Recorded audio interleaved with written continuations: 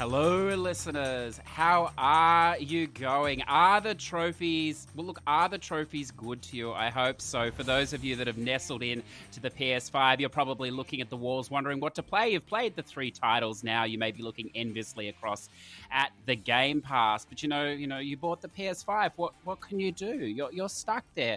This, of course, is a PlayStation-ish show. We are PlayStation Trophy Hunters. This is episode 81 of Push to Plat. And today I am joined by the wonderful streamer, the highly skilled gamer that likes to dabble in the spam, a trophy hunter, currently ranked, and potentially for some time to come, number 4 in Australia, but recently taking the number 1 spot on Trophy Difference. That's right, listeners, the skilled variation of the leaderboard in Australia, probably to maintain that for a long time to come, I feel. It is the wonderful Bliss. How are you today, Bliss? I am excellent as always, and by excellent I mean that's always a lie because, trophy hunting, busy life. You just got to keep going. You got to keep going. Is it an easy life, though? No, it's not. You'd think all these games. No. We have to choose. What is this? Why do we have to choose stuff? Yeah. There's just too many things. New console, new everything. Yes. Yeah, it's very true. We're actually just talking a little bit before in the pre-show about this very thing, listeners. And look, it's tough. It's tough for everyone. So what we're going to do today is we're going to jump into a little bit of what Bliss has been playing. But the main focus of the show today, of course, is the Game Awards. The Game Awards will be on Thursday, the 10th of December, 6:30 p.m. New York time. Because I don't know about you, Bliss, but everything online seems to be based on New York time and Americans. Have you noticed that? Look, I see time zones everywhere because of the guide stuff. That's all Central European time, I think. So it kind of just goes through my head at the moment and just out one ear, in one ear, out the other, and it's just too many damn things to remember and convert. I just need something that would just tell me my time zone. Just don't give their time zone. Just look, the international filter, as I joke often on the stream when I flip my camera upside down and joke about turning off the international filter. We just need that. I'd love that because most of the podcast work I do here, I base off New York time because so many of our guests are from America and it's easier to work out. But I had one guest from Europe recently suggest, and it's a wonderful idea, Bliss. I'm not sure how practical it would be, but there should just be one time zone. We should all just be the same time. Wouldn't that make it easier? Oh yeah, absolutely. Like, keep things simple. Yeah. I like that. So the Game Awards, listeners, they're on Thursday, the 10th of December, 6:30 p.m. New York time. If you're an Australian, we're going to pay some service to you. If you're in Melbourne, Sydney, or anywhere else in this fine country, it is 10:30 a.m. on Friday, the 11th, of course, into the future. You can watch it on YouTube, Twitch, Twitter, IGN, and various other platforms. And Bliss, it's going to be a massive show. I don't know if you looked in there, but they've got the London Phil playing or live streaming from Abbey Road there in England. They've got a few other popular performers coming in as well. So I've never actually watched this show before in previous years. I'm not sure. Have you watched it? I've never watched it. I usually find out well after the fact. Someone will tell me who won and it just completely flies past me. But I'll probably make an effort this year because there are a few games which I'm particularly fond of. It's a very friendly time zone for us, so I think I'm interested too. It sounds like quite the spectacle. But look, before we get into that, and there are many categories, and before we jump into what you've been playing, Bliss, and I have many questions about a few of these things. We have had a question come in from a sometimes listener, I believe, or perhaps a new listener. We don't normally solicit questions here, but Bliss, it's a serious question, I believe, and perhaps I thought it was sort of relevant, perhaps to both of us as well. So I thought we could make some comments on it. It comes in here. It says, I'll read it for you. I'm a long-time PlayStation fan who has over the years amassed a large backlog of games and instilled a love of all things PlayStation to my children. Recently, I acquired a PS5 and even more games. I love when people brag, Bliss. It's wonderful. I was hoping it would energize me to take down a few platinums to add to my small collection. They're honest, at least, but keep finding my interest drawn to comic books and old PSP games. To add to the lack of desire in acquiring trophies, I have been hearing a lot of great things about the new Xbox Series X. It's no surprise. Have you ever been in a gaming rut, realized you may have bought the wrong console, or simply felt trapped by a pastime you did love, but now realize it might be greener on the other side? And I thank resident Daryl for submitting the question. So there's a lot in there, Bliss, but how do you feel? I wouldn't say that I've necessarily thought about swapping to the dark side, playing on Xbox, but there's definitely been a couple times when I've had to have an extended break from trophy hunting. I don't know if it was just the games I was playing at the time or if there was any external factors, but there's been a couple of times where I've just had to switch to something else that was obviously appealing to me at that time. I remember when the World of Warcraft expansion Legion came out, I spent about 2 or 3 months just obsessing over that and doing very, very little trophy hunting. And just that's what I needed at the time. Yeah, I can understand that. I suppose interests me here for you, and then we'll get back to the question, is that, and it's probably alarming, is that I've played like almost every day a few minutes or something, and predominantly I work from home, so it does make it a little bit easier, but looking at trophy logs or whatever, it seems like I've played a little bit almost every day for almost a couple of years, which is kind of alarming, I suppose. There's been a few days here and there or whatever, but I've never taken an extended break, I suppose. And I suppose my question to you then is, when you do take these breaks, roughly how long are they for? And are they just a break from PlayStation? Are you still gaming on something else, or are they like a total break? Well, with the WoW thing, and also only a couple of years ago when I had a bit of a break and just played a bunch of Overwatch, there's very few times when that happens. Normally, if I need to just take a moment to chill, I'll still do some gaming, but I tend to fall towards the long-term thing. So I've been playing a bit of Bloons Tower Defense 5 recently and just got the platinum for it. That's something that I could just chill with. It's very low effort and I'm still gaming, but it's also a nice little break from having to just be bombarded by some of these other games that have so much in them. So I'll slightly ease back normally. It's very rare that I do take a big break, but when I do, it lasts a while. Yeah. I notice from watching your stream sometimes, like some of the viewers, I suppose we call them or whatever, they're like, they from what they type, I get the sense that they're perhaps in a bit of a rut as well. And, watching someone else game, which I always found bizarre, but I can see why you do it now, having done it more myself. I think that perhaps helps them in their rut as well, because they're not physically gaming themselves, but they're still, in the environment or whatever else. But could we give any advice, I suppose, to this resident Daryl who, it sounds like maybe has a bit of too much of a choice? Like, that was the thing when I read this, I thought, coming from my background, that sometimes having too much choice is handicapping as well. Yeah, absolutely. There's a lot to think about when you've got all these choices. You overwhelm yourself by having everything there. So I don't know what advice I would give, because my advice for myself is to ignore the situation.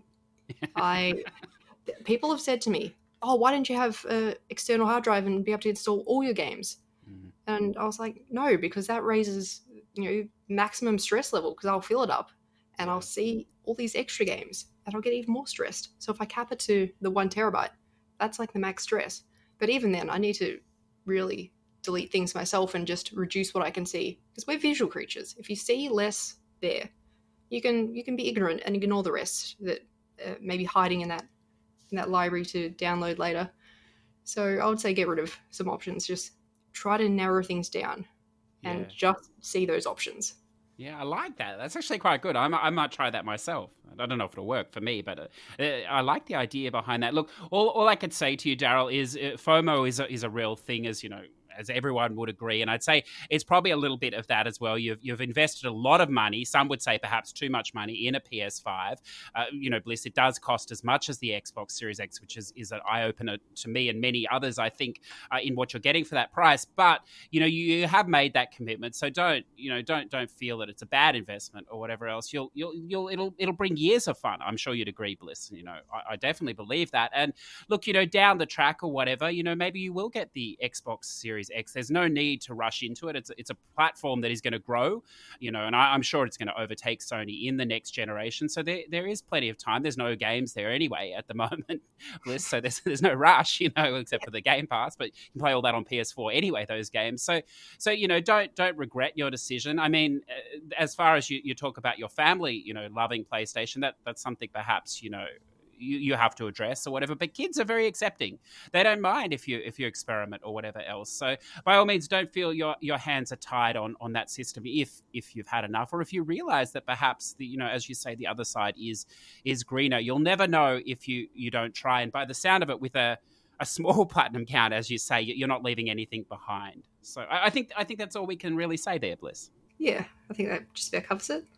Perfect. So look, let's jump into some games. I want to get the worst one out of the way first, if we can. And by worst, I mean, your experience, it sounds like it wasn't positive. This is what I'm continually told.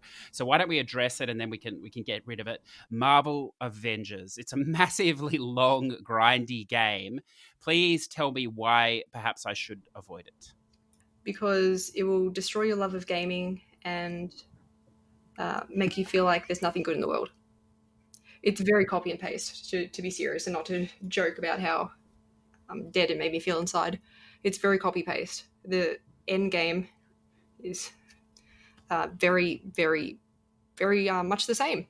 You play the same missions, which, oh look, these hive missions. Oh, this one has 5 floors. Oh, this one has 6 floors. Oh, occasionally got a different enemy type. Occasionally got a different objective. It's just so copy paste, and I'm okay with some grinding stuff. I mean, I play WoW. I do the same bloody dungeons over and over again for mounts, but something about Avengers, it's just like putting needles in your eyes over and over again. It's just bad. There's very little good to say about it. Doing it over and over again for hours, don't recommend. Can I ask, like, roughly how many hours do you think it's going to take, this end game, for the trophies for the platinum? Oh, I reckon all up I spent about 80 hours doing it. Yeah. So the 5 hive missions, the 50 hive missions that you have to do, that's the longest grind, and they take about 15 minutes each with the smallest one. Mm-hmm. So do the math, or an hour, and do 50 of them. It gets a bit much. This is not uncommon to hear this sort of, complaints about lack of content, I suppose, which is what you're sort of pushing at here in these games of service. I mean, well, can I just add to that? Please. It's been out for months. There's no excuse to not have content by now. It's had a lot of patches, and as far as I can tell, it's added fuck all. There's no excuse. Not when you have other games which have added content, which I'm sure we'll talk about later. Okay, well, just to play devil's advocate to that, I was going to say games like Division, particularly the first Division launched, it was suffered a similar fate, and they did work towards it. I mean, Nubia has shown in many games since then that this is the model they like. Thinking of Breakpoint, Wildlands in particular, Ghost Recon there. But do you think, as you said rightly, this game has been out for months? Do you think this is going to be fixed, or do you think this is just it? Well, I'd say that nothing has happened as of yet, that it's probably going to keep going down the shitter, and that people aren't going to have their minds changed about it. I mean, with stuff like the Division and all these other games, which Destiny starts out a bit sort of lackluster, I've still found them fun. And yeah, then they've added stuff fairly rapidly. I think that's improved it. Whereas Avengers, it's done nothing, and I don't know how much they spent on this game, but I'm pretty sure they would have chucked a lot of cash at this, so there's no excuse to not have content by now. Yeah, no, look, I think that's very fair. Let's move away from that then. Let's touch on something more positive. I believe the Ghosts of Tsushima. How do we pronounce this? Tsushima? Is this correct? Tsushima. I just call it Sushi Ghost. Sushi Ghost. I like it. I want to. I think we both enjoyed the base game a large amount. I want to ask you more now about this free DLC, which is basically an expansion, which could have almost been a paid expansion, I think, because there's a lot of content in here. What are you thinking of this? I know you're almost finished it. You're working through it. Are you enjoying it? I'm loving it. I would have paid money for it, and it's good to talk about this now, having just talked about Avengers, because this is how you do things as a developer, to win people over and to show, hey, you should buy this game because we give a shit. They gave Ghost of Tsushima got so much content for free. And it's good content. It's not like they've just slapped something together. You can tell they've worked hard at it.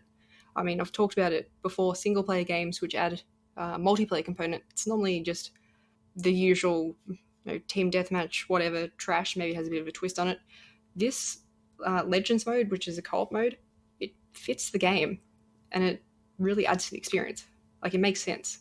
Yeah, it's funny, this game, because I played it, and I know this is not going to impress you because you play these sort of games in 1 or 2 sittings, but I played this game over 3 or 4 weeks, pretty hardcore, and majority of it within 2 weeks, and it sort of fucked me, Bliss, because I'm an old man. I had RSI and all sorts of things going on, but I threw it on the pile, and I knew there was an online thing coming, but I sort of thought, look, it's going to be online, just tacked on or whatever. I might just get rid of this game completely, the physical thing, because I'm never going to come back to it. And then when I opened it up and realized there were story missions that, yes, you play with other people online or whatever, it did sort of blow me away. And I think it's a good point you made about so much extra content. But then I do want to ask you about it, predominantly because I haven't spent enough time on it, so I'm not sure. How grindy is it, though, getting these, reach rank 20 with all roles?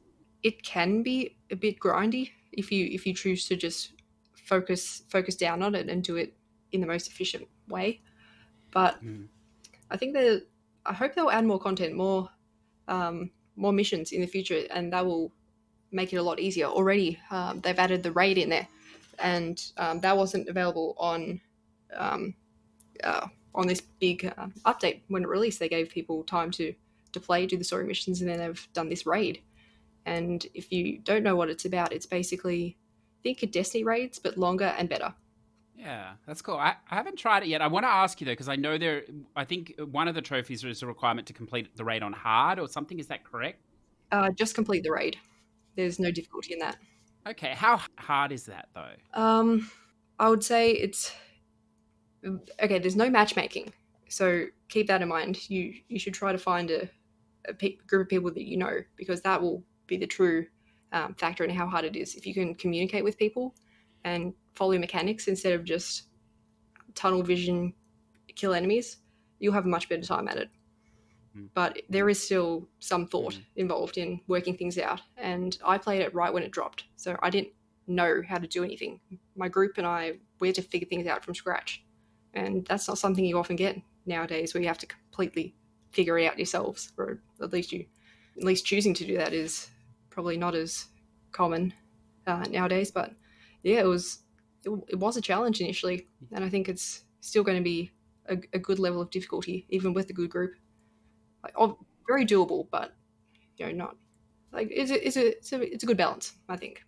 One of the things I like about the way that you game, and I mean, it's fair to call you a hardcore gamer. I mean, there's no disrespect there, obviously. I think it's a term of endearment, if anything. But one of the things that I like is with a lot of hardcore gamers / trophy hunters, when they get onto a game, they like to just smash through it and do everything. And I'm thinking here predominantly racing games in particular, because that's what I'm more familiar with. But often there's these insane mileage grinds, and I know you did Grid, so I know you know what that's like as well. But sometimes, and I'm thinking here of the ride games in particular, Ride 3, 4, I'm not sure that you play those ones, but these games have a lot of DLC that comes out with trophies over months or whatever else, and it sort of encourages you not to necessarily bash through the game straight away. You can sort of chip away at it over months or whatever, and I noticed that is the way that you sort of play. It's how you played the Ghost here, how you played Avengers as well. So you don't feel the pressure just to sort of do everything in the base list or whatever, do it all, and then have it done, even, knowing that there might be more content that comes later that potentially could even make it easier, or at least make it more enjoyable,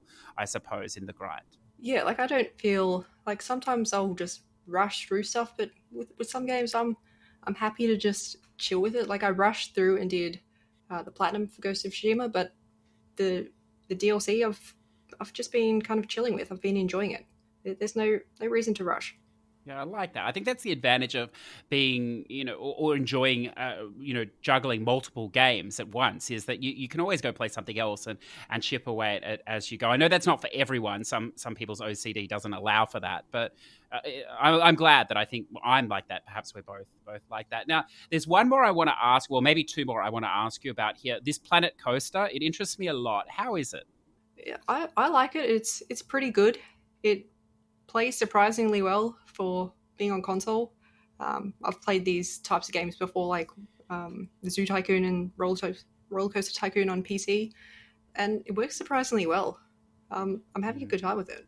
That's one of my biggest concerns with these games always is the UI. Like I played Civilization 6 a little on the Switch of all things, not advisable, with a...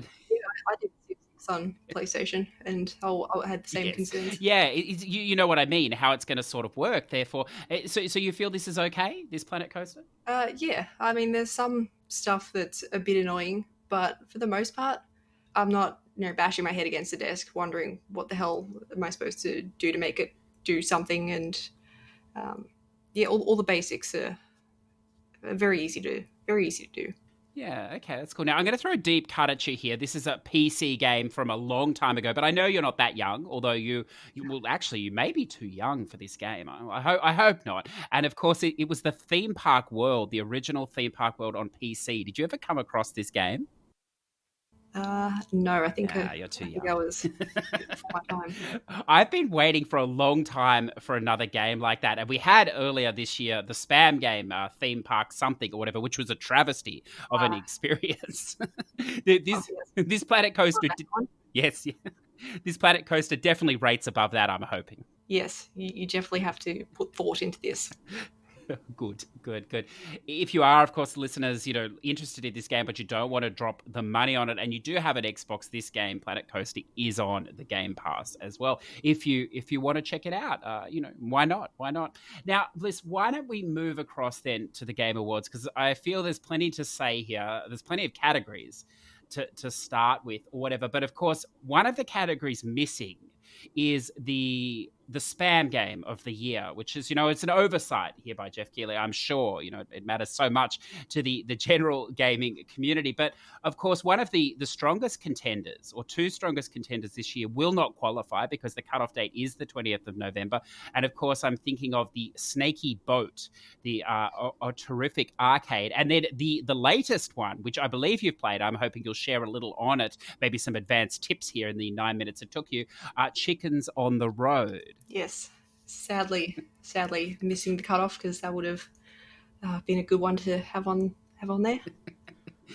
Can I ask? I haven't played this yet. Is this just like the Road Bustle, where you're just trying to run across the road or drive across the road with a chicken or something? Yeah, it's similar. Whereas in Road Bustle, I believe you could just stay in that sort of middle section and just run around and cheese it. This one, you actually have to play a bit.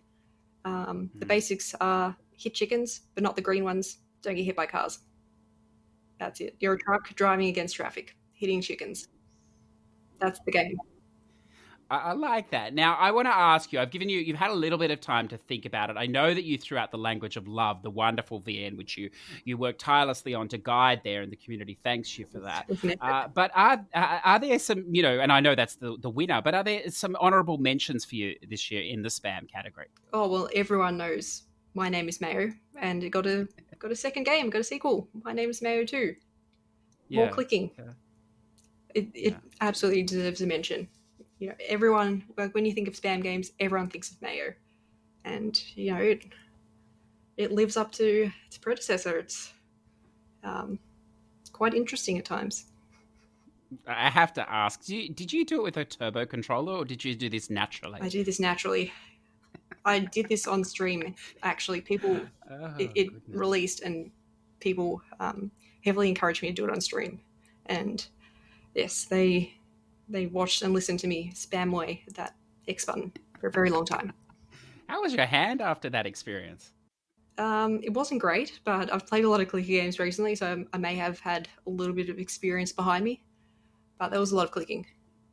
Pro tip, you can use the touchpad as well. Get double clicks, spam X and the touchpad, same time. Well, look, for me, listeners, it's been a wonderful year of spam with, of course, all the stacks. I think the most eye-opening for me was definitely that theme park simulator, the double stack of the NA and EU, which required no effort other than changing the thing. But look, it's been an interesting year, I suppose. They're not all bad games, though, Bliss, of course. And one of the ones that I just noticed on your list, you played it fairly recently, so it might be still fresh in your mind, is the Hidden Through Time game. It's only a couple of hours or whatever else, probably even less with the guide. guide or whatever. And it's just it's almost like a Where's Wally type game, isn't it? You're just finding the objects. Now, I don't know how you felt about that game, but for a couple of hours, I quite enjoyed that experience. Yeah, I liked it. It was, as you said, it's basically a Where's Wally, and it's gets that bit of my brain going where I have to search for things, and I just like those little things, and it's simple enough and fun enough that I just latch on. And yeah, it was a good couple of hours. It was worth it. Okay, good. Well, look, why don't we shift across then to the categories for this game award? Now, listeners, if you're interested, you can of course vote as well. It's a unique system this thing seems to run on, where 90% of the vote comes from the industry bigwigs here, Bliss, who obviously play thousands of hours of games a year, and only 10% come from the people that play 1 million of hours of games a year, the actual gamers themselves, which is always exciting. But we won't let the final results, dictate our conversation today. Rather, we'll just have a look at the nominees, if you like, maybe talk a little about them, and then, by all means, throw out any other suggestions that you think should be in there as well, if they are, if they don't appear as we go. Does that sound good? Yes, that's perfect. Let's go. Well, good. Let's jump in then, listeners. So we're going to save Game of the Year, the biggest one, for the end. That brings us to the first category, Best Game Direction. We have Final Fantasy VII Remake, Ghosts of Tsushima, Hades on the Switch and PC, Half-Life Alyx, only for the wealthy on the VR on PC, and The Last of Us Part 2. So Bliss, attack. Is there anything there that takes your fancy? Final Fantasy and Ghost of Tsushima. I'm actually kind of torn between them because I'd actually forgotten about Final Fantasy and thinking about it, knowing what's to come. Yeah, I'm really keen on it. But Ghost of Tsushima, that it's delivered some. I didn't have that high expectations for it, but it blew me away. It's just, I don't know. They're quality games. And I've heard good things about Hades. I want to ask you about Final Fantasy VII Remake, because I've only played a little bit of it. I'm familiar with all these other games, though. The thing that with Ghost of Tsushima is it's a new IP or whatever else, a totally new IP, a new story. Final Fantasy VII Remake is technically a remake, although a lot of people, tell me that it's strayed so far from the original that, in a way, it's a totally new game. So, I don't know if you've played the original Final Fantasy VII or not, and if you can comment on that. Well, my first Final Fantasy game was Final Fantasy 13. So, everyone, very late to the party. So everyone talks about how, 7 is one of the best ones or something like that. I came into this remake with absolutely no bias, no hidden nostalgia. It was just a fresh experience for me. And, I don't know how it holds up to the original, what's changed, what's different, what's better, what's worse, but yeah, I'm just judging it for what it is, and I quite like the experience. Yeah, I like that as well. Now, of course, the Game Awards don't take into account the trophy list, which is just abhorrent, obviously. But I have to ask you, because you've platinum both Tsushima and Final Fantasy VII, which was the more enjoyable trophy list of the two? I would say Ghost of Tsushima, because you don't really need to constantly look at a guide. You can sort of just enjoy the game. Everything's sort of obvious, like find all the the shrines. You don't necessarily need a guide for that because you can, as you're running around the map, you're discovering everything. Whereas Final Fantasy VII, you had to look up a lot of things specifically because there was some stuff that wasn't obvious.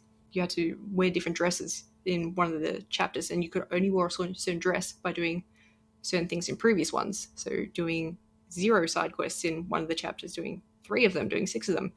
So there was some very not obvious stuff, which meant having to look up a guide, and I prefer not to if I can. A game that I can just chill with, that is much preferred.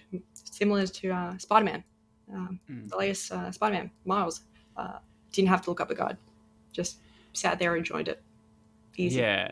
It's a nice experience. I want to ask you, I've never asked anyone, or never voiced this, I suppose, as a question, but it's something that I felt the more I played Ghost of Tsushima, and it's a really hard criticism because the more I played it, the more I felt this. But then it did have wonderful moments, like with the haikus, the cutscenes as well, which were different from this. But the more I played it, the more I felt it was like an Assassin's Creed game. I mean, there were so many of those foxes to pat. There were so many question marks or whatever else. And I don't know. As I said, like an Assassin's Creed game, I go into that knowing it. I'm looking forward to Valhalla, which I know you've started as well, for that exact reason, that there's so much busy work there that I almost can't keep up with the story because there's so much busy work. This game, I thought, did a fairly good job of pacing out the story for me. But even towards the end, and yes, I did race through to get to the ending, I found that some of the stuff was sort of highly repetitious, and maybe I didn't enjoy in the game loop. Did you like that sort of thing, like the foxes? And there were like 50 plus of them. Yeah, well, initially when I first saw the foxes, I may have shed a tear at how cute they were. But I think it's a risk with all these kinds of games where there's so much to do, and it does inevitably become a bit repetitive. And based on the pacing of the story and how you choose to play it, it can make it a little bit better, a little bit worse. But I did think it did okay at it, because I think I did a fair balance of, as I was heading towards like the next main mission, I would see a couple of little question marks on the map, go explore them, and didn't leave a super large amount to do, like all at the end. So I sort of had it spaced out nicely, and I think it's done a decent job at it. Yeah, I think so too. I think it does a lot better job than the Assassin's Odyssey and Origins did in funneling you to doing both at the same time. So no, I agree. Hades, I'll be completely honest with you, listeners. I've had it on the Switch for like 4 weeks now and have not opened it, which is just ridiculous.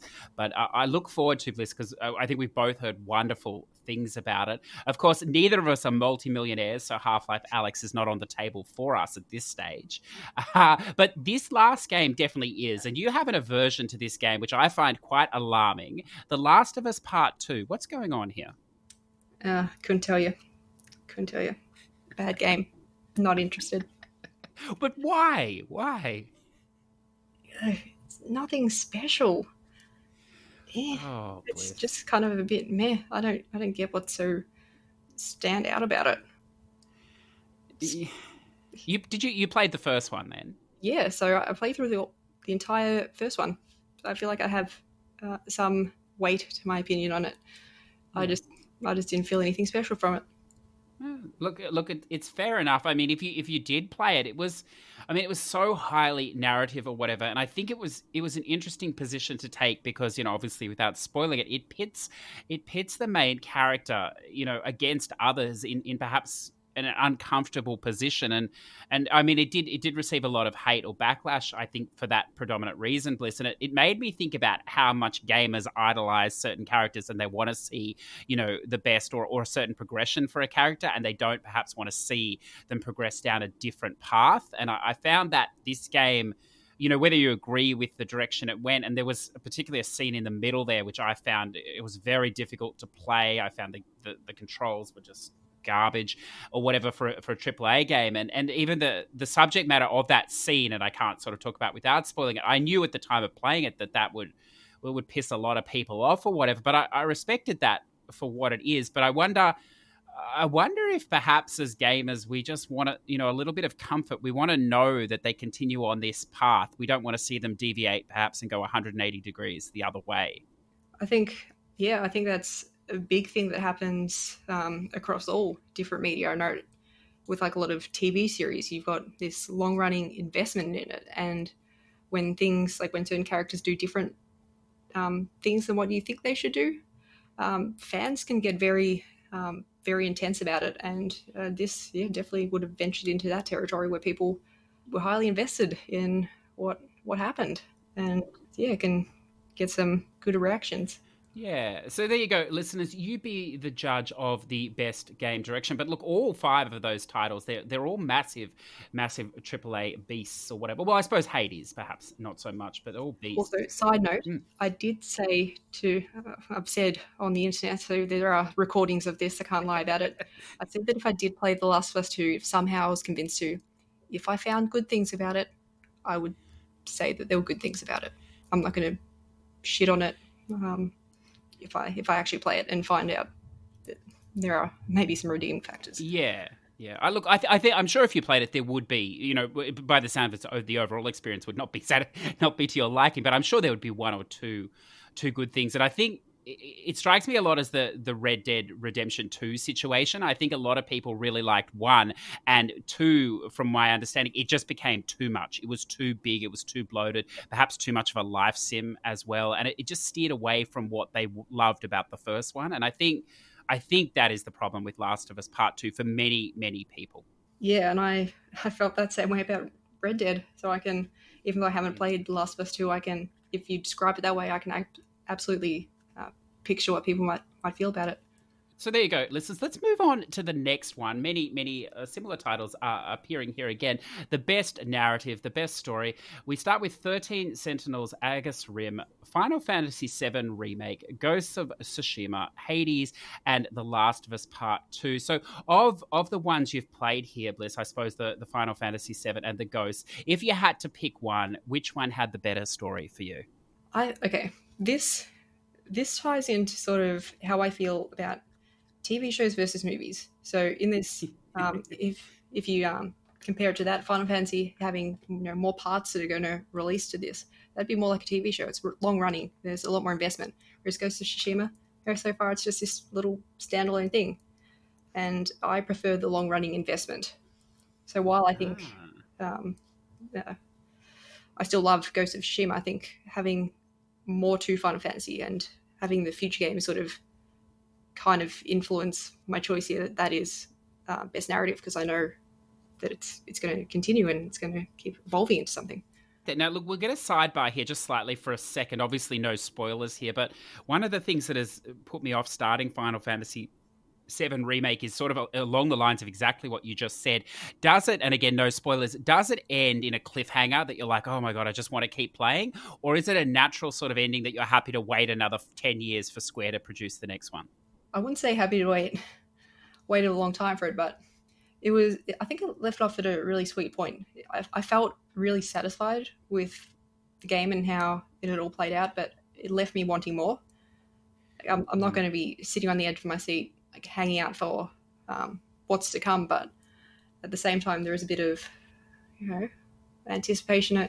Come on, like, let's continue this. It was good in that regard. It was balanced for me.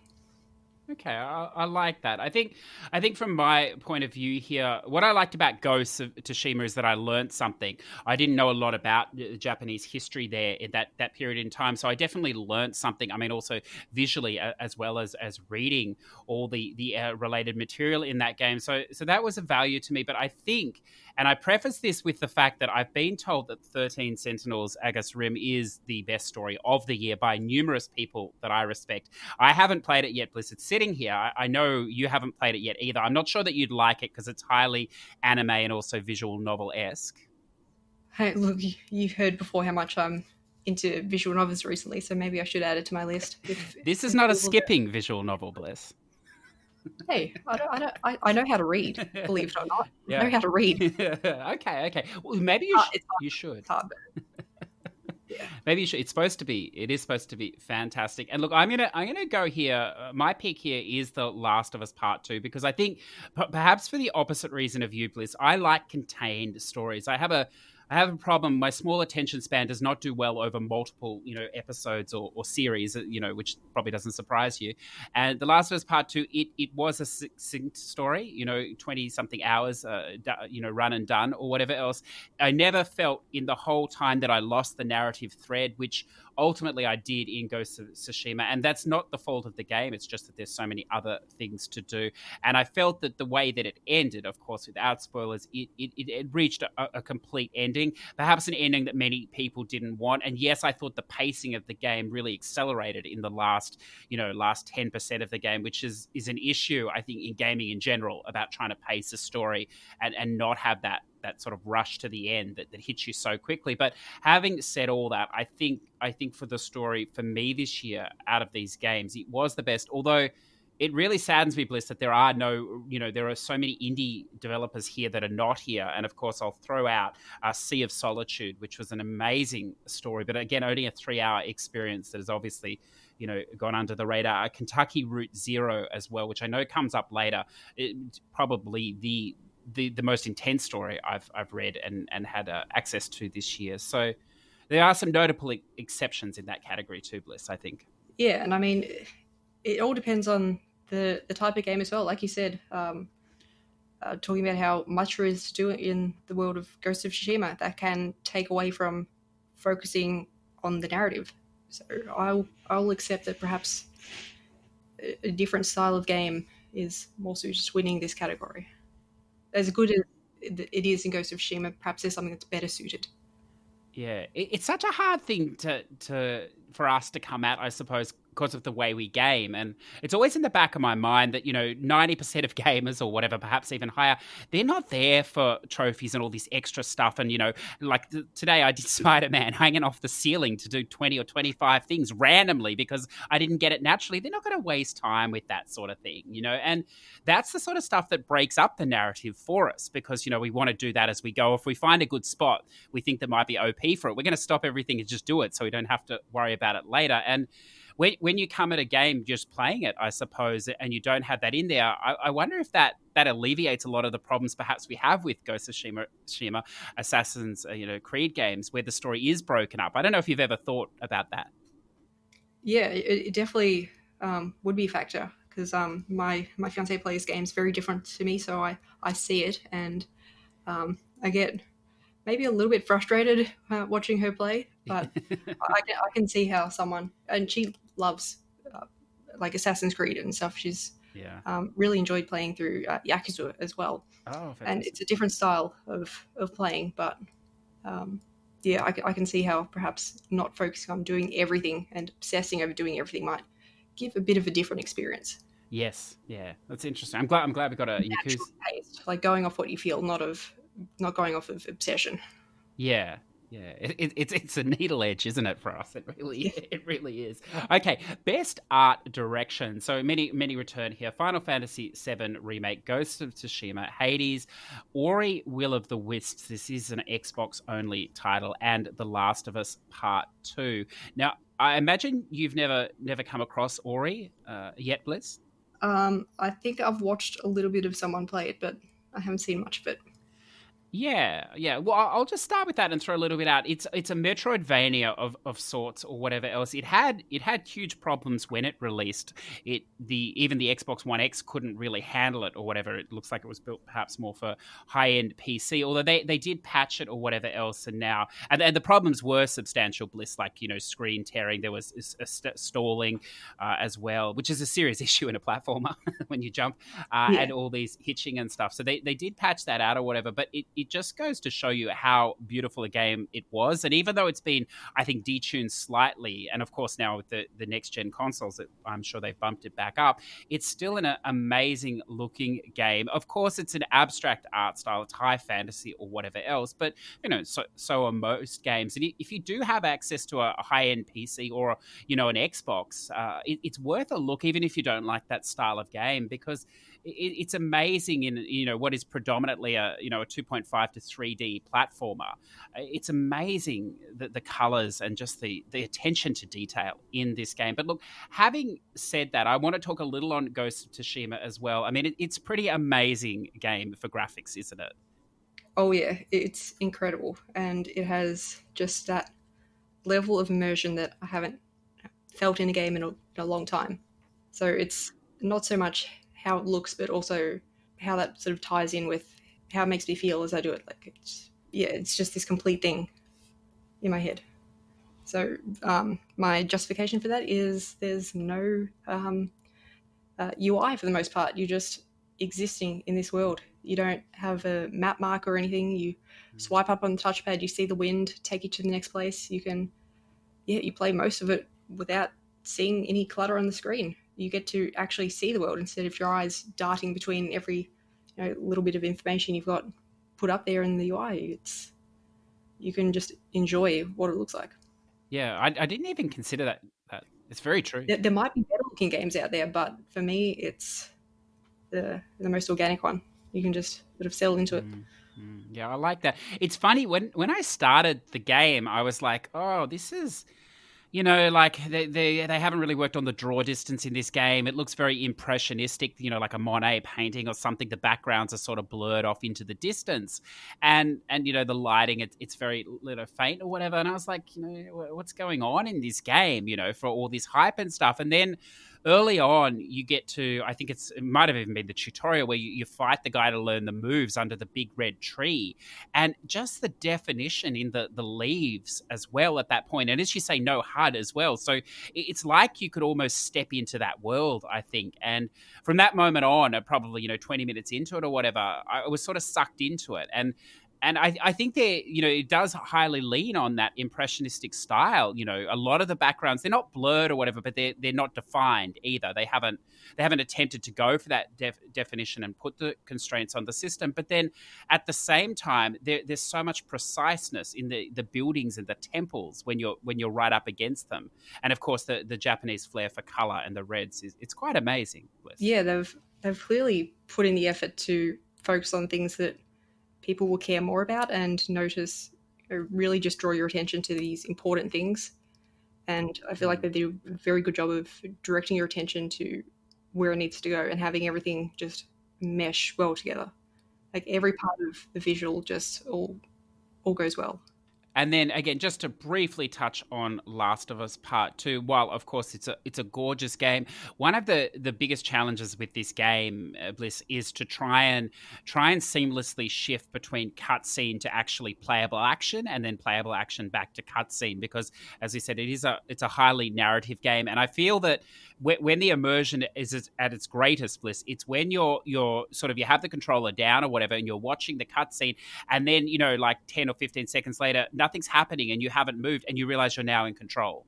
And I think those moments are where you see seamless interaction, you know, and integration, I suppose, with the art direction versus the actual game loop and gameplay. And this game does succeed at doing that. I think it's impossible to succeed all the time in doing that, but there were moments in this game that did that. And I believe possibly, is this the same in Final Fantasy VII? There's moments like this as well?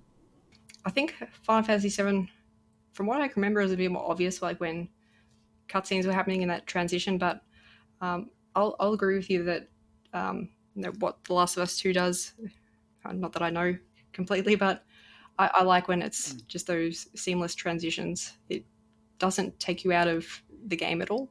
It keeps it all sort of just, it just keeps your attention there, and it doesn't, you know, change things up too much so you notice, hey, we're in a cutscene. It just, I like stuff that sort of smooths things out. Like even if it ends up being visually not as good as if you just dedicated to a cutscene and kept it more to, what the game's like. Yeah, I'll take that over anything else. It's sort of funny, isn't it? Because, like, if it's done well, we don't even think about it. So, you know, we could probably rattle off a ton of games that, you know, would fit the worst of all these categories, but it's hard when it's the best because we don't notice it. It's so good, I suppose. Well, yeah, I mean, I think that's how you tell what a good game is, when these things that you notice so often in other games where it's just something you don't think about. Now, of course, a very important category for me, best score or music. I'm not sure how important music is to you in a game. Oh, very important. I saw this category and I knew exactly what my winner was going to be. It's a valid question, though, Bliss, because, like, you know, I hear a lot of people go, oh, yeah, I don't turn the sound on. I just turn it off. I have subtitles. I'm not interested in the sound of the music or whatever. And I admit that, you know, that's how I play racing games. It's how I play a lot of the short games as well. If they're not dialogue heavy, I put on a podcast and turn the music off. But it is very important to me. But I have to ask, are you similar, Bliss? Is there many times where you are playing without the sound on some of these games? Yeah, it depends on the type of game. Yeah, if I'm doing something that I'm not particularly interested in, then maybe I'll kind of turn the sound down a bit, watch something in the background. But if it has good sound design, I'm turning that up to full. I'll just run through them, but I know this first one in particular, I'm interested to hear your thoughts. For best score and music, we have Doom Eternal, Final Fantasy VII Remake, Hades, Ori, The Will of the Wisp, and The Last of Us Part 2. So I'm gonna throw it to you here, Bliss. Tell me what you're thinking. Doom, hands down, best, easy choice. What do you like about it? Is it look? I didn't play enough. It was too difficult for me, Bliss, which again doesn't surprise you to get past the title screen. But is it thrash heavy metal? Is that what I'm in for here? Yeah, like you're brutalizing, killing demons, and you've got this heavy metal soundtrack in the background. There's nothing better in the world. You feel like you're actually doing the killing yourself. Like you're just getting in that mood. Like everything, like you're just feeling that rage and everything, and it just sets the mood so perfectly. If I'm angry at something, or if I need that bit of motivation to get myself all pumped up, I'll put the Doom soundtrack on, and I just feel like an absolute badass. Look, as I said, I haven't played Final Fantasy VII Remake. I imagine, like most Final Fantasy VII games, they rework and reappropriate many of the well-known tunes. Is that the sort of case? Well, I don't. My experience with Final Fantasy has only been fairly recent. But of the Final Fantasy games which I've played, I enjoy their style. Like you can tell a Final Fantasy game from the music. It's all very much little variations, and I love the sound of it. It's different to Doom. It's a completely different feel. They're both good in their own way, but I would love a Final Fantasy Doom level. That would be fantastic. I'd be all for that. Hopefully we can get that in Final Fantasy 16 perhaps one day if we're still alive. And of course, The Last of Us Part 2. Look, it must have been fine, Bliss, because I did play with the sound on, but nothing memorable there, I suppose. Obviously, the guitar track we're all familiar with. Like that can't really be. We can't really use that here, I suppose, because it was from the first game anyway. But yeah, it was fine. I suppose for more interest for me, again, in games that aren't included. Obviously, I know, Bliss, you don't play a lot of Japanese games outside of skipping visual novels. So so there are some amazing music scores in these games, including the Grand Blue, the fantasy fighting game this year had some amazing folksy, almost Celtic cross with Japanese music in it, which was wonderful. Disaster Report 4, which I recently played, it has some beautiful, pop, almost J-pop songs or whatever in there as well. And then Kentucky Route Zero, which it has, again, I don't know if this game would interest you, Bliss, because it's a walking sim or whatever else, but it has some of them. Yeah, I played Death Stranding. Yeah. I enjoyed that. Well, it's not dissimilar. It's got some wonderful American bluegrass music throughout it. And the way the game's designed, you almost have to sit and watch the concert of the song. There's some beautiful moments in there. But again, I can understand perhaps why it doesn't get nominated, because it's a smaller game, but also because there is so much use of silence in the game as well. So interesting. I mean, it's always interesting to see the same couple of games come up, Bliss. Perhaps these people only play 5 games a year. I mean, it's probably entirely true. I don't know how much I trust critics these days. They can get it very wrong. But there's a lot of good games out there, and it can be very hard to pick things, especially when it does maybe not have the most sort of traditional approach to it. So stuff like you said, what game was it? I've very forgotten the name of it. Plays a lot into using silence. Perhaps that doesn't appeal to a lot of people. Maybe it appeals a lot to a certain group of people that can appreciate how that works in, but maybe some people just go, that's not good. Yeah. Oh, look! I totally agree. I mean, the next one is not dissimilar, so we can probably move through it quickly. The best audio design, we have Doom Eternal, Half-Life Alyx, Ghost of Tsushima, Resident Evil 3, and The Last of Us Part 2. Of course, audio design, not to be confused with music or score or whatever, better known perhaps as sound design in film and TV. This is the creation of natural sounds, if you like, footsteps, rain, and wind, but also the creation of unnatural sounds as well. Very much present in things like Death Stranding, sounds that would have to be artificially created that don't exist in the natural world. So it's quite a skill, Bliss. I mean, do you have any preferences here? Does this even interest you, I suppose? I'm actually pretty torn. I think this is a tough one to sort of pick what's best. Honestly, it could be any of the ones that I've played here, which is Doom, Ghost of Tsushima, and Resident Evil. I have no sort of strong feeling that one absolutely wins out. This is probably the hardest category so far to pick something for.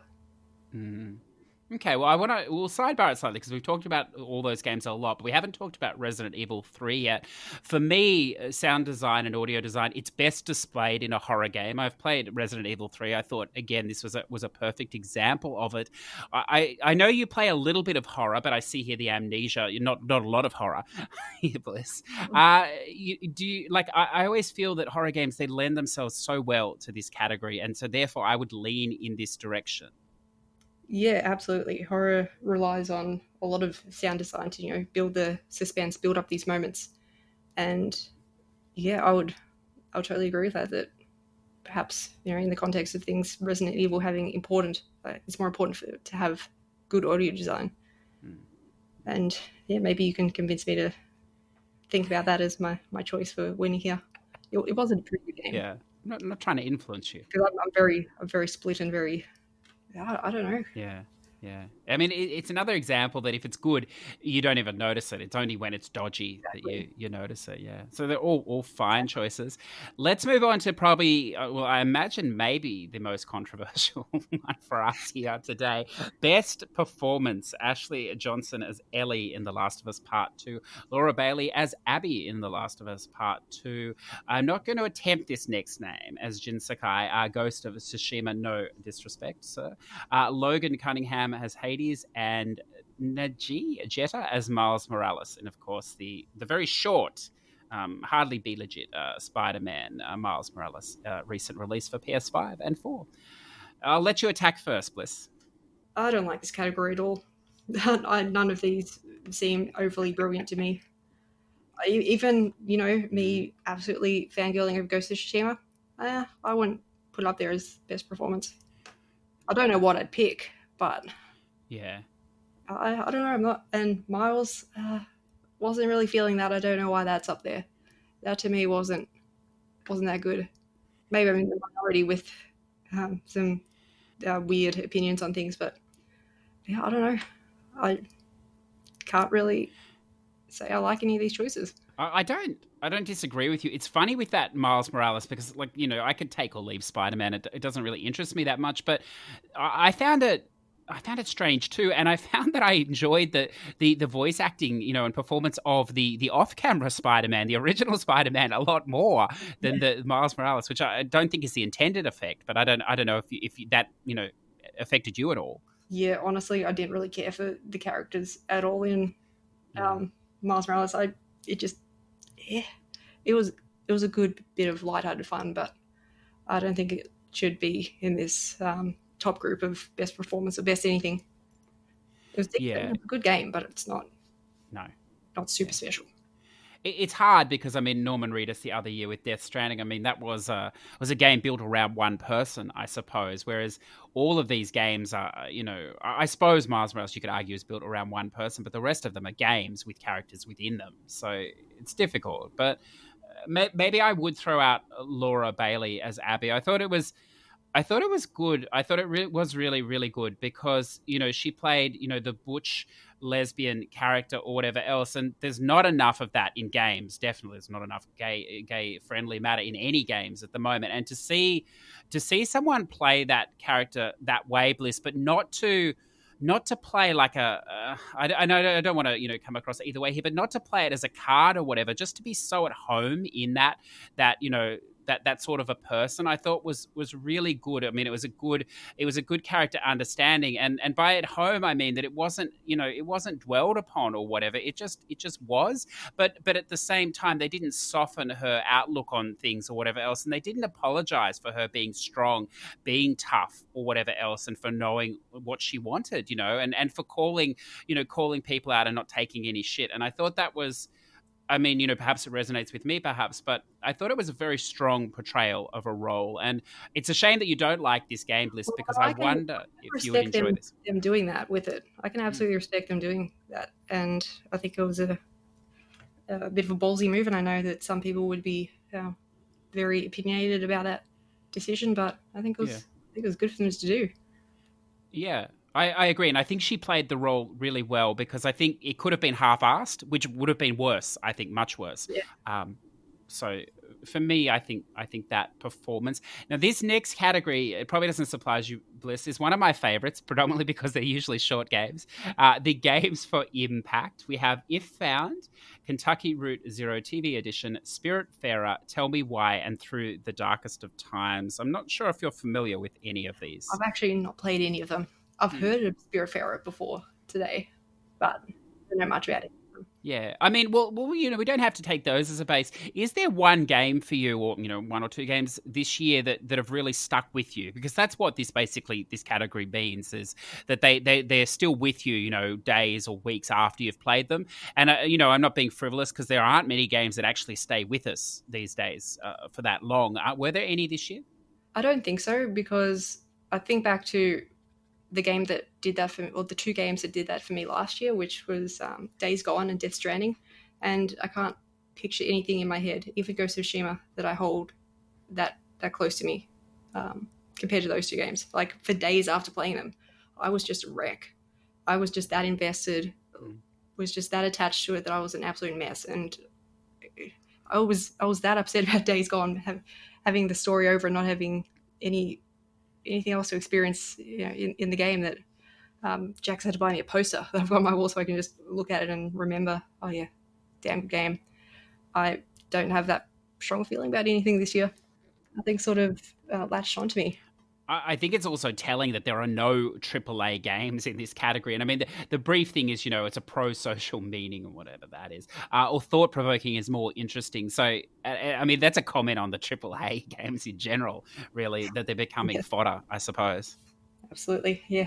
You have even these massive games, and if they do something a little bit different, power of the mass group of people that would be buying those games, they fuck up, and it's pretty obvious.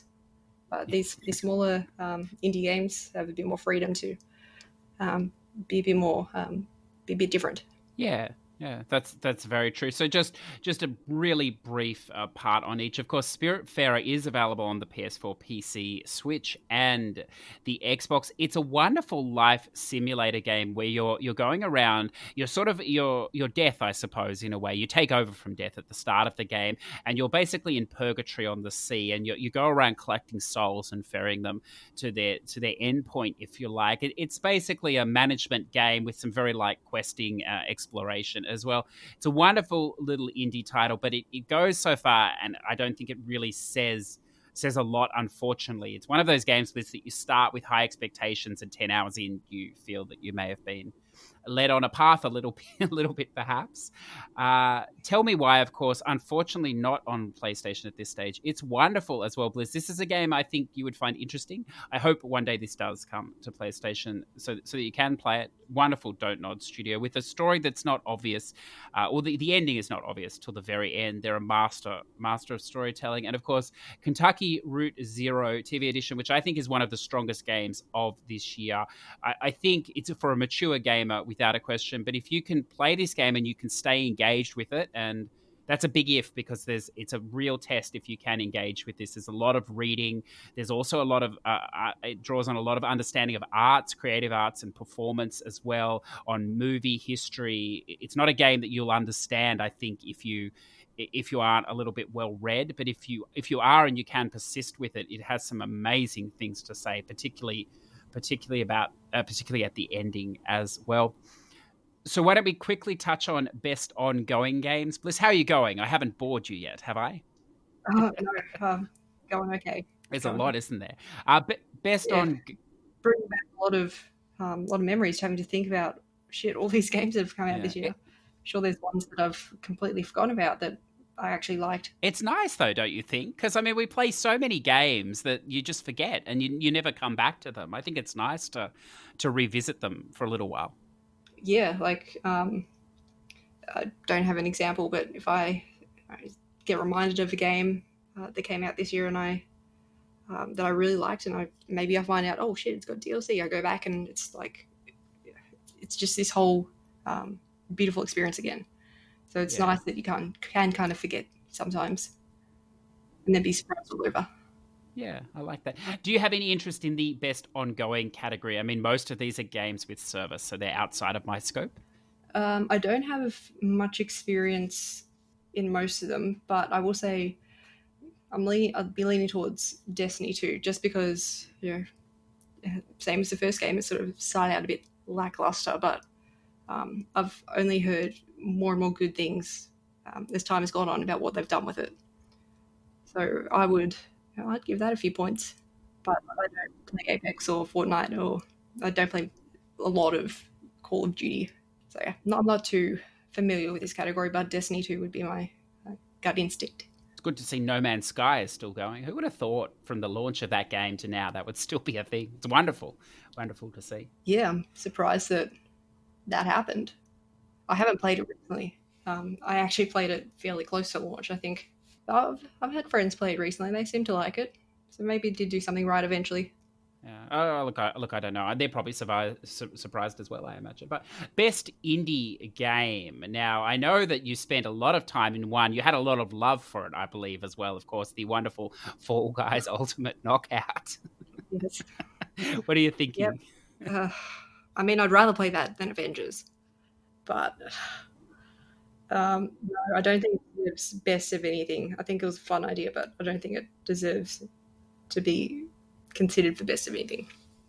And it comes up in another category later that I will very strongly voice my reasons why. Okay. Well, let's leave that there. Well, what is interesting for me, listeners, of course, we have Carry On, I believe, not on the PlayStation, on Xbox, PC, and Switch. Fall Guys, Ultimate Knockout, Hades, Spelunky 2, Spiritfarer. I find this quite phenomenal here. I mean, there's been some massive releases by Annapurna Interactive, which are really the masters of publishing, indie games this year that don't show in this list. And I mean, with the exception of Hades, I don't understand why a free-to-play Fall Guys is in there either. And again, I haven't played some of the other ones, but this category I just find bizarre. There've been so many wonderful indies. I don't know how you knock it down to 5, and then I don't know how you knocked it down to these 5. But they that's what happens, Bliss. That's what happens. Yeah. So now VR. Do we want to touch VR? I don't think you play VR. Oh, no, I'm too broke for that. Yeah. Look, let's leave it. If we wanted to throw up in a bucket, we just get drunk and do that. So we don't need to buy a VR headset. We will touch briefly on this though: innovation in accessibility, because I know you've played some of these games, some more than others. Assassin's Creed Valhalla, grounded only on the Xbox, Hyperdot, The Last of Us Part 2, and Watch Dogs Legion. Now, what do you think? I've only played a little bit of Valhalla, so I probably played less than you think I've played. Oh, okay. Well, you played Watch Dogs Legions, and we can talk about this a little bit more broadly. I don't know if this interests you or you took notice of this, but I first noticed it in The Last of Us Part 2, where there were menus and pages on things like color blindness, different filters, text to speech options now in the menu, audio collectibles that give out a sonar ring and stuff like this. Now, I know you and I are sort of blessed, I suppose, in a way that we don't necessarily need to rely on a lot of this stuff, but I'd never noticed this before The Last of Us Part 2 being such a thing. I don't know if you looked into it in the Watch Dogs Legion menu at the start or not. No, I didn't, because I don't really need any of that stuff, so I never thought to look out for it, but I think it's a great idea if there's games which are doing more of that. Yeah, it really is. And the predominant reason, we'll just dwell on it a little bit, is that we had the vision impaired gamer on as a guest a few weeks ago. And we talked about this, and obviously this is very, very important to them, Bliss. And it really opened my eyes to maybe how privileged we are, but how few games have done anything up until this year. And then all of a sudden, the big AAAs have really embraced it. I mean, The Last of Us Part 2 had a lot of options, but Watch Dogs Legions extended that. And I believe Valhalla has basically, no surprise, Ubisoft taken the same as well. So it's encouraging, I suppose, that it's making it more accessible to everybody. It's not just us, gifted or lucky, I suppose I should say. Yeah, and I don't think there should have been any reason why it ever should have been not a focus. It seems like in comparison to all the other things, it would take so much time to do in the development cycle that perhaps a bit of time could be spared for this. And that they would have a big sort of payoff for how much time it would take. Yeah. So I'm glad that it's being focused on. Yeah, it's an exciting new direction. I like the inclusivity of it. Best action game: Doom Eternal, Hades, Half-Life Alyx, Neo 2, and Streets of Rage 4. You're a bit of an action gamer, Bliss. What do you think? Yeah, I'm torn. Neo 2 was great, and Doom was great as well. And it's hard to pick. Hard to pick this one, but I mean, there's just something so satisfying with Doom about taking a chainsaw to a demon. Yes, yeah. It wins just because of that. I can understand that. I mean, I want to ask you about Neo 2. This is like a Souls, like, now again, I don't play this, so I might be putting my foot into it, but this is like a Soulsborne game, isn't it? Yeah, it is. But it's less. It's not really open world. It's sort of you select a mission and you get put into each individual area. So it does have that as a major difference, but for the most part, it is very much a Souls-like game at heart. So now, I definitely died a lot. This is one of the harder ones I found. Yeah. Yeah, well, it looks very challenging. I don't blame you at all. Of course, the release date probably cost this a nomination. I assume it will be in next year. And I assume this is probably one of the games you're anticipating for the PS5, the Demon's Souls remake. Yep, it's arriving today, by the way. The copy. Yep. PS5 arrives on Friday, so yep. Oh, Demon's Souls is arriving today. It's going to be a long 2 days while you just look at the disc, isn't it? Oh yeah, it's going to be absolute torture, but I think I can hold strong, knowing what awaits me. That's fantastic. I haven't seen any footage of that game yet. Are you going to be streaming that game over the weekend or into next week? I'm going to stream it until I collapse. Oh, I'm going to play it until my head hits the desk. Fantastic. So there you go, listeners. If you want to experience that, then you know where to check out Bliss's stream. It'll all be in the show notes. We're pushing through here, Bliss. Best action adventure. This is the big ones, I suppose. Assassin's Creed Valhalla, Ghost of Tsushima, Marvel, Spider-Man Miles Morales, Ori, Will of the Wisps, Star Wars Jedi Fallen Order. Wow, I forgot that even came out this year. And The Last of Us. Realize. Yeah, The Last of Us Part 2. Did you play? You played Star Wars, didn't you? Oh yeah, yep. I loved it. Okay. I'm a huge Star Wars fan, but man, did that really come out this year? It must have within the year to year from 20th of November. So yeah, it's like forever ago that I played it. Mm-hmm. So you played almost everything in this category. Do you have a preference? I think Ghost of Tsushima. I think in terms of pure combat, it's the most fluid of them, and maybe Assassins might, in a way, win out in terms of world traversal. Maybe even Spider-Man does, because I mean, swinging around the city is amazing fun. But I think Ghost of Tsushima might not be that far behind the mark on those, but the combat is by far superior to all these games. Yeah, I like that. I mean, it's so hard to know with Valhalla, isn't it? I mean, it's 100+ hours, and it only came out the other week. So. Yeah, but I only scratched the surface of it. Like, there are a couple of little things about it that's a little bit annoying to me, but I don't know if I just need to give it a bit more time. Like, some of the things in the combat feel a little bit off, but maybe it's me just not used to it and not having enough dedicated time to it, swapping between too many similar games all at once. Yeah. I mean, it's so difficult to know with the probably three of the biggest contenders for Game of the Year, Valhalla, Cyberpunk, which hasn't even released, technically, but it will, technically this year, and of course Yakuza 7. I mean, these are all massive 100+ hour games, and there's no way to form an opinion in a week or two, I think.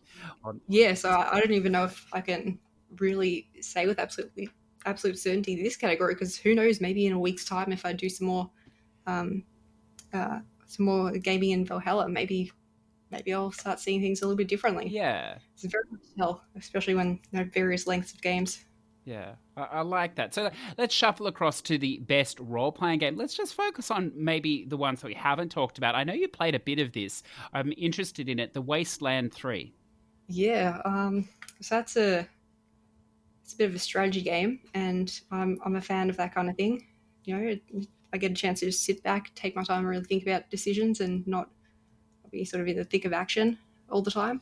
But I really enjoy that, because there is a lot of thought that you have to put in to make a character that is able to survive, is strong enough. You've got all these different skills you can invest in, like lock picking, like engineering skills, and they all can make things slightly easier for you if you've got the right party composition. And I think it's playing it on the hardest difficulty is hard. It's not a casual game if you're trying to do the higher difficulties. You really have to pay attention to it, and I think it's got good depth. I'm constantly reminded by a listener of the show and Patreon, Levi, that this is his game of the year. Can you see that? Do you think there's enough here for this to be a game of the year? Almost. I think it's got some very, very strong points about it, but I don't know. It's hard to tell when you have. It's hard to compare games across genres because they all do something a little bit different to you. Yeah, I would agree. Also in this category, listeners, we have the Persona 5 Royale. Look, it's a massive JRPG. Of course, if you're going to play Persona 5, at least for trophies, this is the way to play it. I know, Bliss, this game probably doesn't interest you. It's a highly Japanese. It is highly narrative. It's a relationship game builder first, and a sort of a JRPG and combat, a distant second or whatever else. It has a wall of text and cutscenes that do deliver. It's quite amazing, Bliss, that a game of this length, 120 plus hours of narrative, it can sustain your interest the whole way. But it really does. And if you're open to these sort of games, then you don't need me to tell you that you should be playing it. And then, of course, I'm sure your partner is anticipating the Yakuza Like a Dragon, if they haven't necked themselves on that series yet. Yeah, she'll be probably interested in that. Whereas I'm not the biggest fan of Yakuza. I did play 6, but I don't know. I haven't really sort of found the commitment to it yet. Yeah. But I mean, if she gets it, I'll probably end up playing it, or I'll definitely watch it. But actually, I have played Persona 4. I wasn't the biggest fan, so that's why I didn't touch 5, because I didn't want to take the risk of dropping a bunch of money on something that I'm not going to enjoy. Like, I've heard good things about it. It's just one of those little risky things for me that I didn't want to get burnt by. Yeah, I mean, it's like we've had this discussion before. You don't play JRPGs, I know, which is, look, more kudos to you. I think I would finish a lot more things if I didn't try and play them as well. But it's not a JRPG you're going to come into as an entry point. I think you'd have to like the style of these games or whatever else, because it's not high fantasy or whatever else, even though there's fantasy elements. It's not dungeon crawling, although there are dungeons in it. It's just a combination of a bit of everything. And I think, I don't know how many people would enjoy this as their first JRPG. I'm not sure. But then, I imagine it's a bit full on. Yeah, I mean, Yakuza is very similar, as you said. If you're just there for the story, it's fine. But all the other stuff, it can be quite overwhelming, I think. Yeah, definitely. Yeah, on the side. Best fighting games. I don't believe you're much of a fighting game player. Yeah, I'm very selective about what I play. Mortal Kombat 11 is probably the only one. Yeah, I think that's the only one here that I've played. Yeah, I liked it, but yeah, fighting games aren't really my forte. No, I mean, it's a solid choice. And of course, I don't know if you played, they put out the expansion with the second half of the story as well. I think there were no trophies for this. Oh, damn. It's a killer. But it was... Yeah, it was wonderful. It amazes me the One Punch Man, A Hero Nobody Knows, is here because it was not great. But then the Grand Blue Fantasy Versus evens it out. It was quite great. Why don't we move? You said you have an interest in sim and strategy games, but I don't think you will have played any of these once. Yeah, unfortunately, I haven't played any of them. But I mean, I like my PC gaming a fair bit. I've done a lot of that in the past, so it might be time to return to something. Maybe the winner of this category. Yeah. I've heard someone that I've been talking to that has played a lot of Crusader Kings 3, so that does sort of grab my interest a little bit. It sounds fantastic, but I'm not sure if you're aware of Paradox, the developer. They scare the living shit out of me, Bliss, because their games are like thousands of hours. Oh yeah, I've played Crusader Kings 2, so I know a little bit about what I'd be getting into. it is a bit daunting. Now, should we come back to the best family, because I noticed that's the Fall Guys, and was this where you wanted to have your rant here? Yeah, we might look. It appears in the best multiplayer category as well, so I'm sure I can combine the rant if you'd like. Yeah, okay. Well, let's jump down to the best multiplayer if that's where you want to focus it on, Yeah. by all means, and attack. Yes. There's no excuse for a game weeks and weeks and weeks after launch to have such big ongoing multiplayer issues as Fall Guys did. No excuse. They knew that it was going to be put on PlayStation Plus for free. That's a lot of people that's going to, have access to it. They should have kind of known to be a little bit more prepared with that. And I mean, I could understand maybe a few day one, day two issues. Most games do, but these issues were ongoing for a long time, and I can't get past that. In this day and age, no excuse. Yeah, what I find amazing with that, and I've heard a lot of people say that, is that these games, they live and die within the first week or two, these sort of, mass multiplayer games. And I also believe that these games can only survive if they are free out of the gate. And I'm thinking, of course, of things like Rocket Arena that tried to release at a full price and just got buried, and I believe is now basically free. They need to be free to have the massive player pool, but at the same time, they need to work within the first couple of days. Otherwise, people bounce off them. And as you say, they knew it was going to be this situation. And then they cried, oh, we didn't have enough servers and everything else. But you think they would have...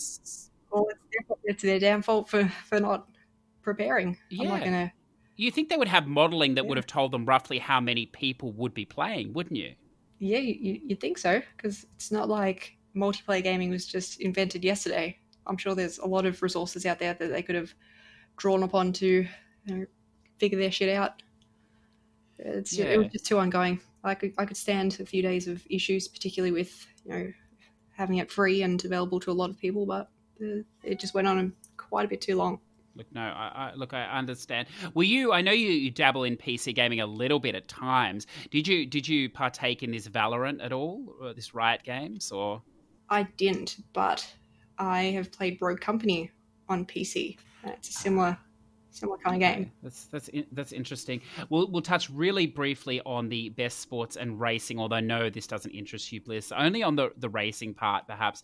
Dirt 5 and F1 2020. It's been a thin on the ground year for racing games. I haven't played the F1 2020. I hear it's fantastic. The Dirt 5, I think, leaves a lot of questions. Why the hell Codemaster went so far backwards from Dirt 4 into this game, I don't understand it. Bliss, they've made an arcade racer that looks beautiful, that has been dumbed down 100% from a game that was approaching a sim now to a game that's clearly not at all, which is disappointing, I suppose, when a game does that. Yeah, I only play a few races here and there. Much like fighting games, I'm very selective. But if you recommend me a good one, I'll play it. I haven't played any of these. Yes, I don't blame you. This year has been sparse. I mean, the WRC9 game, it's good. It's really good. They're starting to build in some proper sim elements into that game, but I know a lot of trophy hunters have been burnt with that series, and a lot of gamers have been, so I understand the hesitation, but it is good, and it is getting a next gen upgrade. So it could be of interest, Bliss, perhaps, if they fix everything out. With it in the an eye out. The future. I do enjoy a lot of the races I do play. I really enjoy Drive Club. That was good. That was very fun. There's a whole lot to do in that. Burnout Paradise, brilliant. So I play a few. Here and there. Oh, look, I don't blame you. They're the best ones. I think you've got right there. We've got to touch this category because your beloved Mortal Shell comes up here. Best debut game. Carry on Mortal Shell, Araji, an ancient epic, Orochi, and Phasmophobia. I'll let you go here. Look, Mortal Shell is, if those that don't know, it's a Souls-like, and it was a very, very small team that did it, and it holds up to all of the big dogs out there. Dark Souls obviously being probably the most well-known.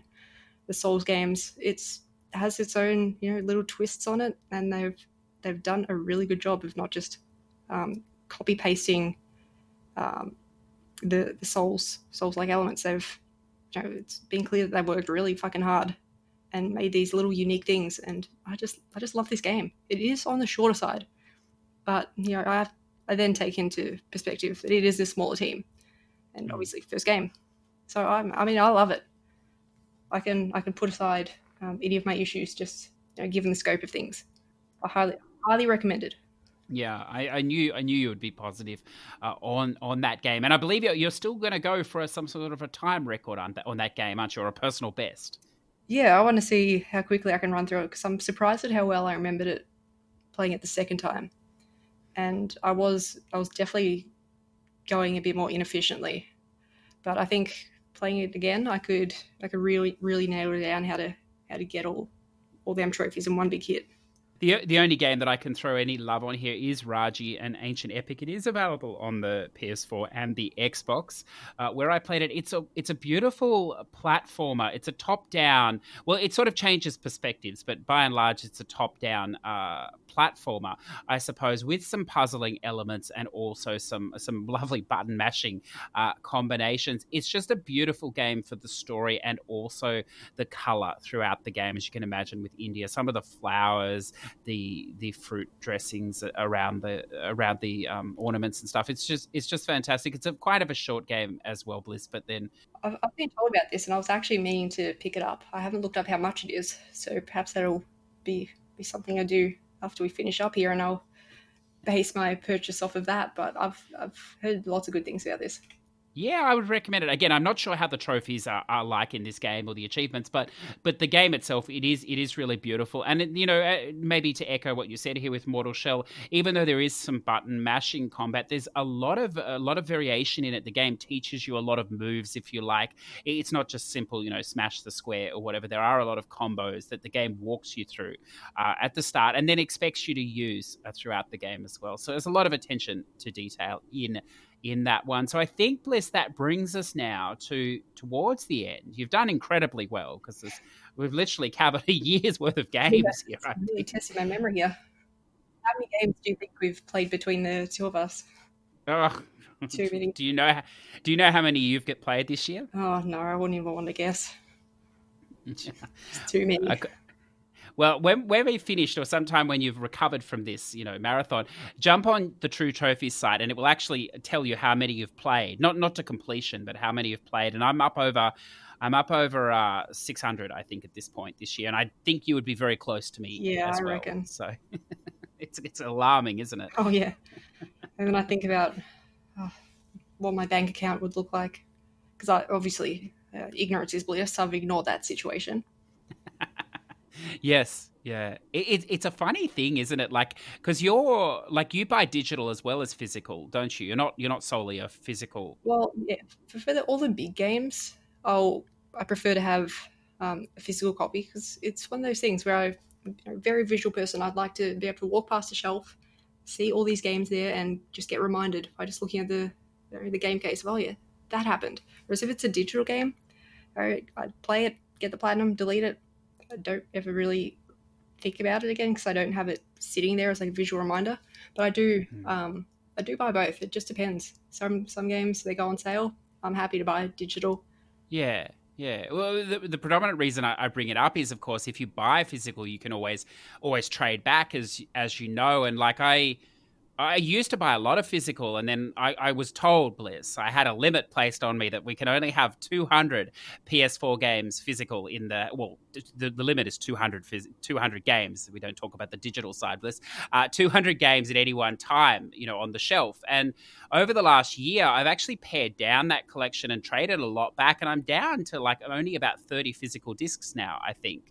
Wow. So yeah, it's just, I think I prefer the digital. I just want to raise the point that you get so little value for trading things in. So you've got a good friend down in Melbourne that might be interested in. Yeah, no, look, I'm happy to hook you up, because a lot of what I got rid of was old stuff at the beginning of the PS4. And you're right, I think that I had to pay them to take it. So yeah, like it's the benefit of buying physical, because I can share some games with Jax and she can check them out without having to, because she's a much more casual gamer. She can play them without having to commit to buying them. Yes. And then, maybe buys the next one in the series. It's funny too. You should definitely jump on that True Trophies because they did a wonderful breakdown of your profile. You'd find it quite interesting, all stats and over the whole time you've been playing. And one of the things they put in, which we're not going to number or whatever, is they put an estimate of the value of what you've played, your collection. Of course, it's skewed because it's based on release date prices or whatever. It doesn't take into effect you might get codes, you borrow games and all this sort of stuff. But that number, Bliss, I think you would find staggering with the number of games you've played. So it might finish you. Perhaps don't look at that number. Yeah, and Australian prices, we tend to get the short end of the stick with some stuff. That's very true. But look, let's come back to this game of the year. I'm not going to let you escape today without at least giving me one or two of your, it doesn't have to be from here, but one or two of your favorite games for this year. Of course, they have nominated Doom Eternal, Final Fantasy VII Remake, Ghost of Tsushima, Hades, Animal Crossing, New Horizons, the Nintendo Switch title, and The Last of Us Part 2. It doesn't have to come from this list, Bliss. Could you leave us with a couple of your favorite games of this year? Look, I would put Mortal Shell up there. Like that was a lot of fun. I didn't expect it to be that good, and I just got hooked. There's another lesser known Souls-like out there called Hellpoint that came out this year. That's another one I recommend. I'm trying to think what else came out this year. I'm sure there's a ton of things that I'm forgetting about. Yeah.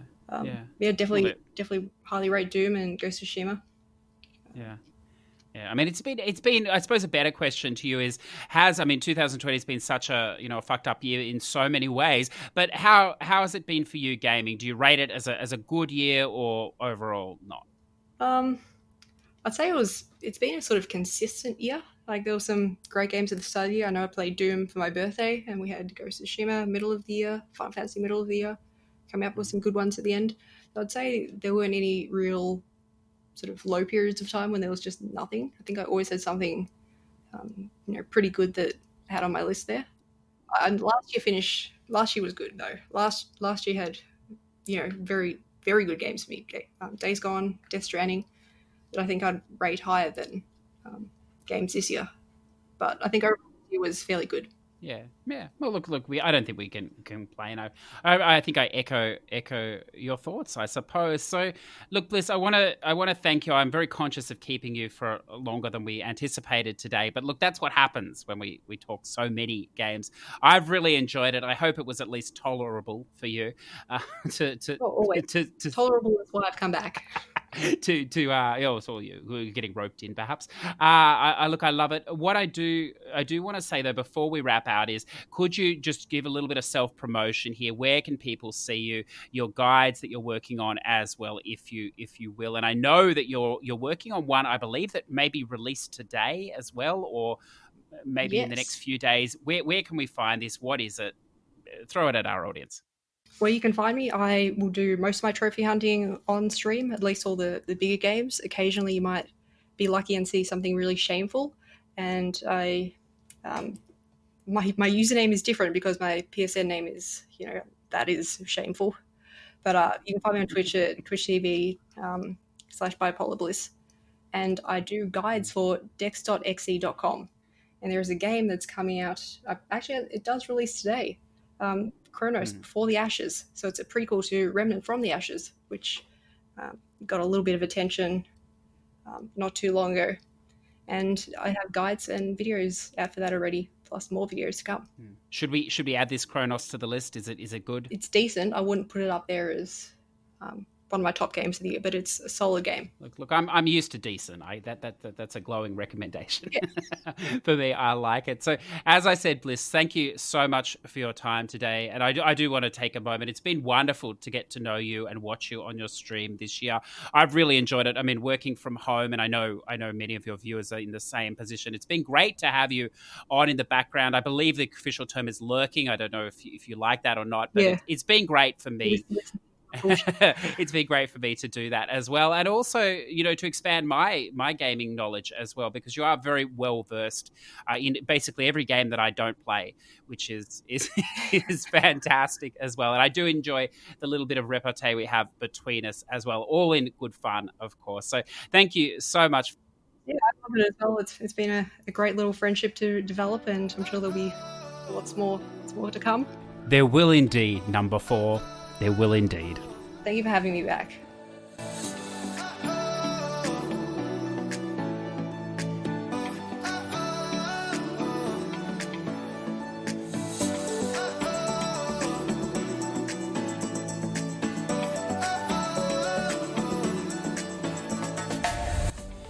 So there you go, listeners. I hope you enjoyed our conversation on the Game Awards today with the wonderful Nurse Feels Good.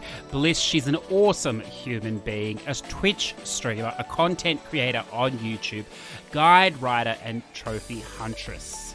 Now, if you are interested in voting still, it is still possible. Jump on the Game Awards website.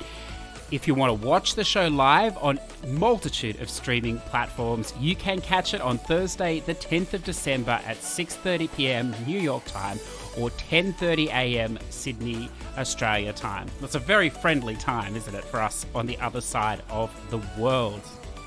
So why don't we turn our hand now to the Push2Plat Platinum shoutouts for this week. Don't forget, if you want a shout out too, then jump in the free-to-join Push2Plat community on the PS4 or drop your pick and a little comment if you like into the Discord. We're happy to share. We all learn and discover new games and new spam throughout this journey together. Starting today, number 556 for Best Trophy Hunter Ever CSO, Harry Potter and the Half-Blood Prince. I'm not a fucking wizard. Indeed, sir. Indeed, with a plat count of only 556, you are no wizard at all, my friend. Congratulations. I'm styling on your bro. Number 233, Hunting Simulator. Anne Eagleston is my new favourite video game character ever. I grew so fond of her throughout my time hunting animals in this simulator. She's got gritty determination and refusing to quit until she snags her trophy, just like me. I wish I could travel to the devs, have them convert my consciousness into game code, and inject me into the simulator via version 1.04. I would, damn almighty. I would travel to Anne's hunting lodge and inform her of my infallible love, whilst I brush a dangling piece of her hair behind her ear with my finger. Ugh, I tell you what, I had visions of a red tube moment there, listeners, but we're saved. The simulator being a fluid 60 frames per second, usually, and being photorealistic certainly made up for the fact that it had more foliage pop-up than Viagra clinical trial. Oh my goodness. Well, look, there's nothing more you can say about that. Let's move on to Zute, number 54, Monster Hunter World Iceborne. After 350 hours... the grind is finally over. What an RNG fest those crowns are in that game, sir. Congratulations. It's a mammoth effort. It is definitely an achievement. He also strikes again with number 55, A Plague's Tale Innocence. It's a wonderful game, and I bet that was a lovely experience after the mammoth grind that was Monster Hunter World. Redbeard Rick drops by 1000G on the Xbox Capcom Beat 'em Up bundle. Thanks to CJ for the boost. Really pushing my new Xbox to the limit by playing early 90s arcade games on it. Look, it doesn't matter what you play on that wonderful beast of a machine, sir. Everything runs great, whether it be AAA or retro 90s. Gaz Davis. Number 70, Mad Max. Glad to see the back of those car combat challenges. That's a massive one. Congratulations, sir, on avoiding the glitches throughout that game with the scrap as well. A 10-hour story and a 90-hour plat. It's a massive achievement. Number 71, Snake Boat, which he may have implied was an accidental purchase covering the reality of a probably very enjoyable, if brief, experience. But Gaz, at our age, enjoyable but brief is not something we're unfamiliar with. 100% completion on last day of June on PS4. Charming little title. It really is a charming title. It's so beautiful. The art style, it's that, it's sort of, it's so transcendent, I think is the word. It's so Monet-esque in its treatment of light. It reminds me of the composer Debussy. Look, I've thrown out so many references there, but it is a wonderful game, if sad, if very, very sad. Onyx, Platinum 1000. That is a massive, massive milestone, sir. Spider-Man Miles Morales on the PS5. What a way to welcome yourself into the next 1,000 Platinums on the wonderful PS5. That is a fantastic effort, sir. Congratulations. Number 1017, Spider-Man Remastered. Boston George, 193, Apotheon. That's not a name you see often anymore. Wow. PS Plus free game from 2015. It shows where I am in my backlog. I like it. Well, for you, sir, I believe it, because other people are all over the place with theirs, but I know you're methodical, and I know you're well-reasoning in your game choice. So congratulations. You're not that far behind it. 5 years behind. That, it's probably not catch-upable, but it's a step in the right direction. Ed the Shed, 2014, number 146, My Name is Mayo 2, the solid spam title that we got to talk about today. I hope your hand has recovered, if well stretched. Teresa, Race with Ryan. Look, it warms my heart to see that more people are finding this gem of the kart racing genre, this YouTube star in full flight. Found a copy discounted enough to pick up this gem. Was actually surprised at the lack of jank, although split screen was still dropping frames on the PS5. Look, I don't think that's the Race with Ryan game there. I think perhaps that is the PS5. It cannot contain such a fine racing specimen. Her last one, and the last one for today, Chickens on the Road EU. Isn't it great? We got to talk about this game. I'm eagerly anticipating playing it over a few sittings, I imagine, as it's a kind of a lengthy 10-minute proposal. I know my chicken, you gotta know your chicken. It's wonderful, isn't it? I think they're the words for the final podcast I ever do. They're the words I might finish with. I know my chicken. You gotta know your chicken. It's cryptically fantastic. So there you go, listeners. It has been a pleasure today to bend your ear, to invite you in on our thoughts of Game of the Year. It is a massive topic, obviously. We all will have differing opinions, but I'm sure what we can agree on is we are living in a pinnacle of gaming at the moment, with new consoles, amazing games from the back catalogue, as well as present day. Now, don't forget, if you'd like to have your say on Game of the Year, you can do so by sending an email, reaching out on Twitter, or popping in a private message, I believe they're called, on Discord, of your 5 or 10 max favourite games you've played this year. It can be across any system and any year for the game. It doesn't have to have been released this year. All I ask is that you have actually played it to completion, or a substantial way. Feel free to list them, and as also, if you'd like to provide a comment as well, we'll read it on the show. You have up until about the 15th of December to submit these, and these will be in the end of year sort of run of shows. It would be great to hear from you as we close down into December for this year. Reach out, say hi, drop your games in. We all learn wonderful new experiences if we share. So I hope you consider that over the next few weeks and reach out to do so. So until next week, be good, be safe, have fun, smash those trophies. I'll be waiting on the other side with the chicken, on the platinum side of the road. Catch you soon.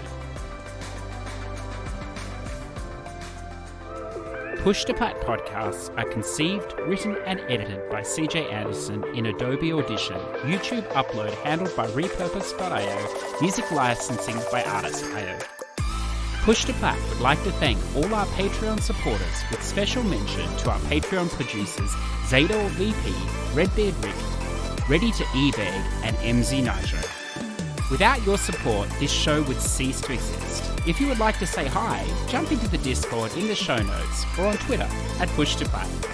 If you're interested in supporting the show, then jump on Patreon, the Push2Plat Patreon, where you can find more information on how to support us and to allow us to continue to bring wonderful guests and topics from around the world.